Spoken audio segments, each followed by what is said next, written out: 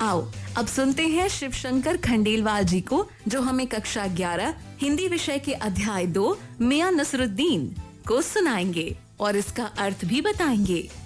आज के प्रसारण हेतु योजना की समीक्षक डाइट उदयपुर की श्रीमती अंजलि कोठारी हैं।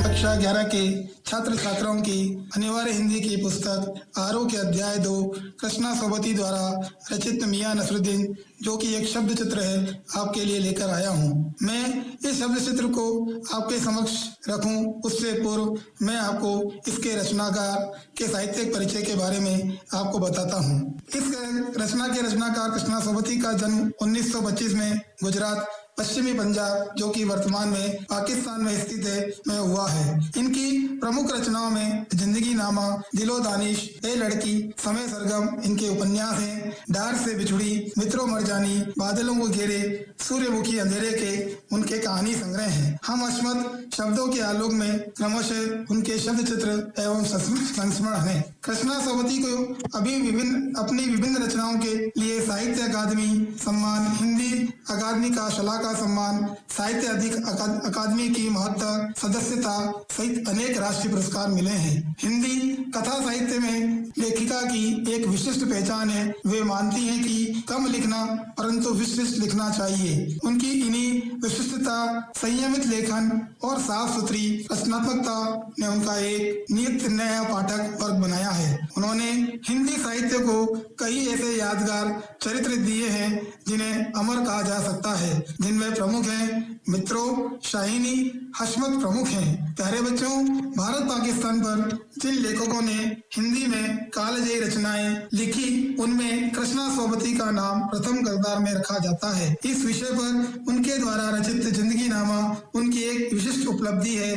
कृष्णा जी के भाषिक प्रयोग में भी विविधता है। उन्होंने हिंदी की कथा भाषा को एक विलक्षण ताजगी एवं नयापन दिया है। संस्कृत निष्ठ तत्समता, उर्दू का भागपन, पंजाबी की जिंदादिली, ये सब एक साथ उनकी रचनाओं में देखने को मिलता है।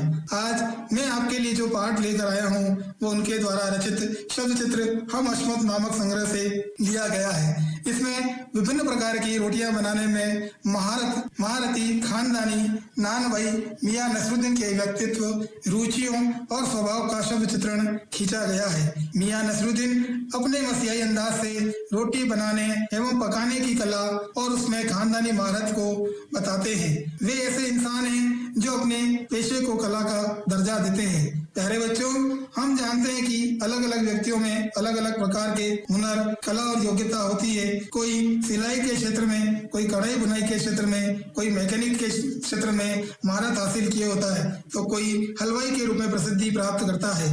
कई व्यक्ति अपने पुश्तैनी कार्य को ही आगे बढ़ाते हैं। ऐसे ही हैं हमारे आज के पाठ के प्रमुख चरित्र मियां नसरुद्दीन। मियां नसरुद्दीन अपने को रोटी बनाने के कार्य में लगे समस्त लोगों का मसीहा मानते हैं और समस्त प्रजाति का प्रतिनिधित्व करते हुए प्रतीत होते हैं। सबसे महत्वपूर्ण बात यह है कि वे करके सीखने को असली हुनर बताते हैं। जो बच्चों, अब मैं आपको अपने मूल पाठ की ओर लिए चलता हूँ।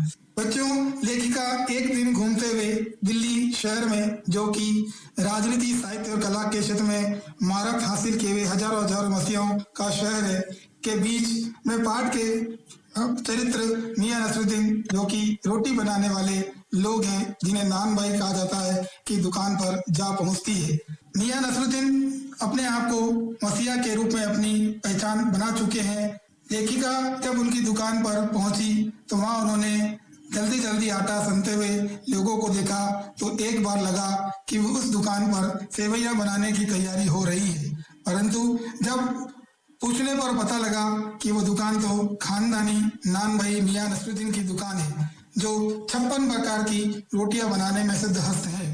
बच्चों, जैसा पूर्व में बताया गया कि रोटियां बनाने एवं बेचने का कार्य करने वाले लोगों को कहा जाता है, ऐसे ही कार्य में महारत हासिल कर चुके हमारे पाठ के प्रमुख किरदार है मियां नसरुद्दीन, जो कि एक पेशेवर नान भाई हैं।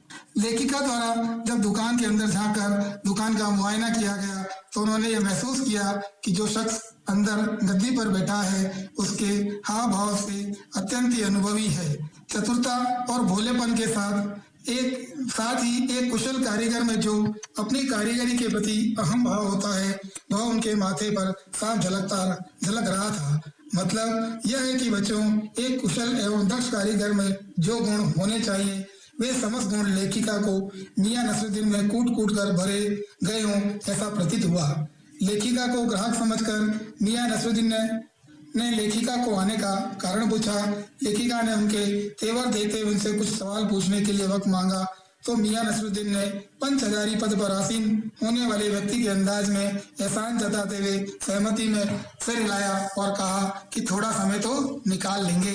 बच्चों, पंच हजारी पद मुगल भाषा में 5000 सैनिकों का प्रतिनिधित्व कर रहे सेनापति को कहा जाता था। मियां नसरुद्दीन की बातों से पाठ में यह स्पष्ट होता है कि वे अखबार के पत्रकारों को खुरापाती मानते थे। उनके जहन में पत्रकार निठल्ले लोग यानी जिनके पास कोई कार्य नहीं होते हैं। उनकी नजर में अखबार बनाने वाले और पढ़ने वाले दोनों ही व्यक्तियों का महत्व नहीं था। उनका यह मानना था कि कामकाजी आदमियों का अखबार या अखबार वालों से कोई काम नहीं होता। लेखिका द्वारा उनके रोटी बनाने के अर्थात हुनर को कहाँ से सीखा तो उन्होंने बेपरवाही से जवाब दिया कि उनका खानदानी पेशा है। उन्होंने बड़े ही अहम भाव के साथ कहा कि हम खानदानी लोग हैं, हमें हमारे हुनर को सीखने के लिए किसी के पास जाने की आवश्यकता नहीं है। उन्हें तो यह हुनर अपने बाप दादाओं से विरासत में मिला है। उन्होंने यह कार्य किसी अन्य से नहीं बल्कि अपने पिता से ही सीखा है। उनका कहना है कि वे कभी घर से बाहर निकले ही नहीं तो दूसरा पेशा कहाँ से सीखते। उनके इस व्यवहार से बच्चों यह स्पष्ट होता है कि वे हुनर जो कि उन्होंने अपने पूर्वजों से सीखा है उस पर बड़ा अभिमान है। प्यारे बच्चों, हमें भी अपने परिवार में किसी के पास कोई हुनर या कला हो तो उसको सीखने के साथ ही उस पर अभिमान भी होना चाहिए ताकि हम उस हुनर को हीन दृष्टि से ना देखें और उसका सम्मान करते हुए उसे पीढ़ी दर पीढ़ी आगे बढ़ाएं ताकि वे हुनर सदियों तक जीवंत रहे। मियां नसरुद्दीन ने बताया कि उनके पास जो हुनर है उनके बाप दादा का ही था, उनसे ही उन्हें प्राप्त हुआ और उनके पिता की मृत्यु के बाद उन्होंने पिता की जगह संभाल कर इस खानदानी हुनर को जीवित रखे हुए हैं। लेखिका द्वारा जब उनके पिता के बारे में पूछा गया तो उनकी आंखें कुछ पल के लिए किसी भट्टी में गुम हो गई ऐसा लगा। वे गहरी सोच में पड़ गए, मानो पुरानी यादें उनकी आंखों के सामने पुनः ताजा हो गई। पिता का चेहरा आंखों के सामने जिंदा हो गया। उन्होंने बताया कि उनके पिता मियां बरकत शाही नान भाई गड़ैया वालों के नाम से और उनके दादा आला नान भाई मियां कल्लन के नाम से उनके जमाने में मशहूर थे। प्यारे बच्चों, मियां नसरुद्दीन लेखिका द्वारा गए प्रश्नों का उत्तर बड़ी चतुराई एवं समझबूझ के साथ दे रहे थे। लेखिका द्वारा जब उनसे यह पूछा गया कि उनके इस खानदानी हुनर को सीखते समय उनके पिता द्वारा कोई नसीहत या कोई विशेष ध्यान रखने वाली सीख दी गई है क्या, उन्होंने कहा कि न केवल नसीहत या सीख से कोई या हुनर नहीं सीखा जाता है बल्कि कार्य को करने से उसमें दक्षता या महारत हासिल होती है। बच्चों, मियां नसरुद्दीन के इस बात से यह स्पष्ट है कि किसी कार्य को केवल सुनकर या देखकर ही नहीं सीखा जा सकता वरन उसे स्वयं करके ही सीखा जा सकता है। कहावत भी है कि अपने हाथ जगन्नाथ और गुड़ते गुड़ते ही महादेव बना जाता है। नसरुद्दीन ने बताया कि उन्होंने जो सीखा वह सब मेहनत से सीखा है। जिस तरह बच्चा अलिफ से शुरू होकर आगे बढ़ता है या फिर कच्ची पक्की दूसरी से होते ऊंची जमात में पहुंच जाता है, उसी तरह हमने भी छोटे छोटे काम जैसे बर्तन धोना, भट्टी बनाना, भट्टी को आंच देना आदि करते हुए यह हुनर पाया है। उनके इस कथन से स्पष्ट है कि बालकों को शिक्षा में परवान चढ़ना हो या दक्षता हासिल करनी है तो गुरु के कहे अनुसार क्रमबद्ध तरीके से ही शिक्षा प्राप्त की जा सकती है। वे शिक्षा में प्रारंभ से हर दर्जे एवं स्तर की शिक्षा प्राप्त करने को महत्व देते हैं। उन्होंने मदरसे में तीसरी जमात की सीधी शिक्षा पर हर स्तर पर क्रमबद्ध तरीके से दी जाने वाली शिक्षा को प्राथमिकता प्रदान की, जो कि उनके अनुभव को बताता है। इतना ही नहीं बच्चों, वे मानते थे कि किसी भी कार्य से जुड़े छोटे बड़े सभी कार्य को सीखना भी आवश्यक है, तभी कोई व्यक्ति अपने कार्य में महारत हासिल कर सकता है। प्यारे बच्चों, शिक्षा का भी यही मूल मंत्र है कि उनकी बारीकियों को भी ध्यान रखा जाए। केवल पढ़ लेने या सुन लेने से हम कुशलता प्राप्त नहीं कर सकते हैं। और न ही पूर्ण रूप से उसको प्राप्त कर सकते हैं। मियां नसरुद्दीन भी तालीम को महत्व देते थे, अर्थात सिद्धांतिक के साथ उसके प्रायोगिक महत्व या करके सीखने को प्राथमिकता देते हुए नजर आए। बच्चों, लेखिका द्वारा उनकी बात पर सहमति प्रदान करने पर उनमें जोश आ गया और उन्होंने कहा कि उन्होंने प्रारंभ में खोमचा अर्थात लारी या ठेले पर यह कार्य प्रारंभ नहीं किया होता तो वे आज इस स्थिति पर कभी नहीं पहुंच पाते। बच्चों, अभिप्राय यह है कि किसी भी बड़े कार्य की शुरुआत छोटे छोटे कार्य के रूप में ही होती है और आगे चलकर बड़े कार्य के रूप में परिणित होती है। लेकिन लेखिका ने प्रश्नों का सिलसिला आगे बढ़ाते हुए जब पूछा कि इस मोहल्ले में और भी नान भाई हैं क्या, तो उन्होंने लेखिका को घूरते हुए कहा कि नान भाई तो बहुत हैं, पर उनकी तरह खानदानी नहीं है। खानदान के नाम पर मियां नसरुद्दीन गर्व से फूल उठते। उन्होंने बताया कि एक बार बादशाह सलामत ने उनके बुजुर्गों से कहा कि कोई ऐसी चीज बनाओ जो आग से न पके न पानी से बने। उन्होंने ऐसी चीज बनाई और बादशाह को पसंद भी आई। वे अपने खानदान की बड़ाई करते हुए कहते हैं कि खानदानी नान भाई कुएं में भी रोटी बना सकते हैं। लेखिका ने जब इस कहावत की सच्चाई पर प्रश्न चिन्ह लगाया तो वे भड़क उठे।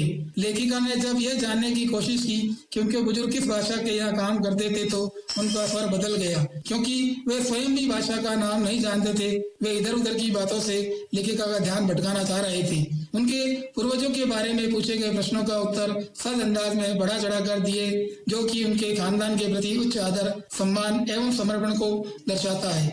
उनका कहना था कि उनके पूर्वज किसी भी प्रकार की चुनौती के लिए सदैव तैयार रहते थे। लेखिका द्वारा जब बाल की खाल उधेड़ते हुए उनसे बार बार बादशाह का नाम पूछा गया तो उन्होंने खींचते हुए ये कहा कि आपको बादशाह का नाम जानकर उनको कोई चिट्ठी पत्री भेजनी है क्या, कहकर लेखिका के प्रश्नों को टाल गए। बच्चों, हमारे मियां नसरुद्दीन रोटियां बनाने के उस्ताद ही नहीं थे, अपितु बातों को बढ़ा चढ़ाकर कहने में भी उस्ताद थे। सामने वाला उनकी बातों में कमी ढूंढे उससे पहले ही वे उसे अपनी बातों से निरुत्तर कर देते थे। भाषा के नाम पर लेखिका को जवाब दिया गया, वो उनकी वाक पटुता का जीवंत उदाहरण है। लेखिका द्वारा बार बार उन्हें अपने प्रश्नों में उलझाने का प्रयास कर सच्चाई निकलवाने की कोशिश की, परंतु हर बार वे अपनी चतुरता से और हाजिर जवाबी से प्रश्नों के उत्तर देते आए और लेखिका को उनकी बात की सच्चाई तक जानने का अवसर नहीं दिया। बीच बीच में अहमियत को दर्शाने के लिए लोगों से बात करने लग जाते। लेखिका द्वारा जब उन्हें एक टक देखते हुए पाया तो उन्हें लगा कि लेखिका उनके जवाब से संतुष्ट नहीं है और उनकी बात की सच्चाई जानने के लिए और प्रश्न करने को आतुर है। तो उन्होंने लेखिका से पीछा छुड़ाने के लिए उन्होंने अपने बब्बन मियाँ को भट्टी सुलगाने का आदेश दिया। लेखक ने जब बब्बन मियाँ के बारे में पूछा तो कि बब्बन मियाँ कौन है, तो मियाँ नसरुद्दीन बड़े ही रूखे अंदाज में उनकी बात को बीच में काटते हुए कहा कि बब्बन मियाँ कौन होंगे, वे उनके ही कारीगर हैं। यहाँ ये बात स्पष्ट है कि मियाँ नसरुद्दीन जिन बातों के बारे में जानकारी नहीं रखते थे उन प्रश्नों के उत्तर को वे नजरअंदाज करते थे और इसके लिए वे अपने यहाँ काम करने वाले लोगों से बात कर प्रश्नों को टाल दिया करते थे। लेखिका के मन में आया कि मियाँ नसरुद्दीन से उनके बेटे बेटियों के बारे में पूछा जाए, पर जब उन्होंने उनके चेहरे के भावों को देखा तो उन्हें लगा मानो किसी दबे हुए अंधड़ के आसार हैं जो उन्हें अपने साथ सबको उड़ा कर ले जाता है। यह सोचकर उन्होंने इस विषय को वहीं त्याग दिया और बस इतना ही पूछा कि ये कारीगर लोग आपकी शागिर्दी करते हैं। उन्होंने तुनक कर जवाब दिया कि वे अपने कारीगरों को सिर्फ शागिर्द ही नहीं मानते, अपितु उन सभी को उनके कार्यों के अनुसार गिन गिन कर मजदूरी भी देते हैं। उन्होंने 2 रुपए 1 मन आटे की और 4 रुपए मन मैदे की मजदूरी देना बताया। बच्चों, उनके इस व्यवहार से यह बात तो स्पष्ट है कि वे अपने यहाँ कार्य करने वालों को केवल कार्य ही नहीं सिखाते थे, अपितु उनके कार्य की उचित मजदूरी भी दिया करते थे, जो कि उनके मेहनतकश लोगों के प्रति उनके मानवीयता एवं सहृदय होने के गुण को दर्शाता है। बच्चों, लेखिका ने बातों के सिलसिले को आगे बढ़ाते हुए प्रश्न किया कि उनकी ज्यादातर भट्टियों पर कौन सी रोटियां पका करती है।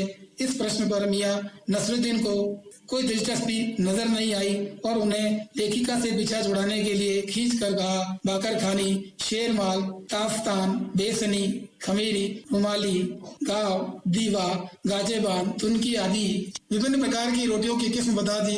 इतना ही नहीं, उन्होंने क्रोध के साथ घूरते हुए देखा और कहा कि इन सभी किस्मों में से तुनकी रोटी पापड़ से भी ज्यादा महीन होती है। महीन का अर्थ होता है बच्चों पतली। और उन्होंने लेखिका को उस किस्म की रोटी को किसी दिन खिलाने की बात कहकर वार्ता को विराम देना चाहा। यकायक वे अपनी पुरानी यादों में खो गए और कहने लगे कि अब समय बदल गया है, पुराना जमाना अब नहीं रहा और वो लोग भी नहीं रहे जो पकाने खाने की कला की कद्र करते थे। अब खाने पकाने का शौक पहले की तरह नहीं रह गया और न अब कद्र करने वाले हैं। अब तो भारी और मोटी तंदूरी का बोलबाला है।